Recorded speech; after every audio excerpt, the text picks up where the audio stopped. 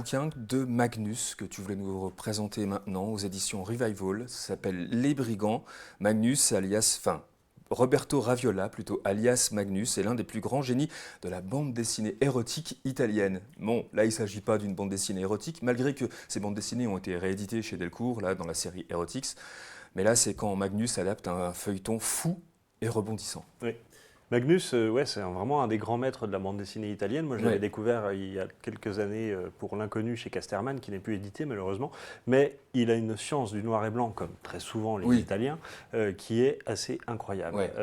Et aussi, au niveau narration, c'est toujours d'une limpidité. C'est vraiment un auteur, je trouve, important, assez méconnu. Et je suis très content que Revival le republie.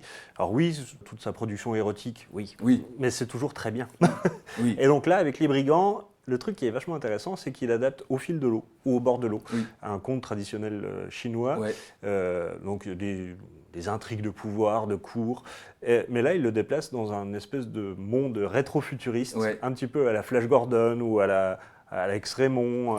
Et ça marche du feu de Dieu. Et surtout, il y a l'élégance du dessin. Voilà. Tout bêtement, c'est une BD qui tient par l'élégance du dessin. Parce que c'est très léché, c'est très délicat, c'est subtil. Les femmes sont des femmes fatales. Les méchants ont des têtes de méchants. C'est à la fois très classique et en même temps d'une modernité assez incroyable pour des bouquins qui ont quasi 50 ans. Moi, je trouve ça assez intemporel. Voilà. Et donc l'histoire, pour résumer un tout petit peu cette histoire-là, Fred, c'est un procureur, un substitut du procureur qui est un peu les dents longues, qui tue sa femme, mais qui fait alliance avec des brigands qu'il combattait auparavant et qui va les amener vers une révolution, en fait. Voilà, c'est ça. Il y a beaucoup d'intrigues, c'est un récit au fil de l'eau, c'est vraiment beaucoup de rebondissements, et il y a beaucoup de changements, de retournements de situation, mais c'est pas tant pour le récit qu'on se passionne que pour l'évolution des personnages.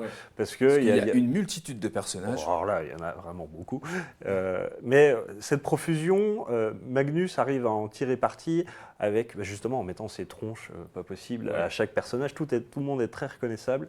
Et voilà, c'est juste un dessin magnifique de Magnus. Si vous ne connaissiez pas cet auteur italien, vraiment, Les Brigands, là, aux éditions Revival, c'est magnifique.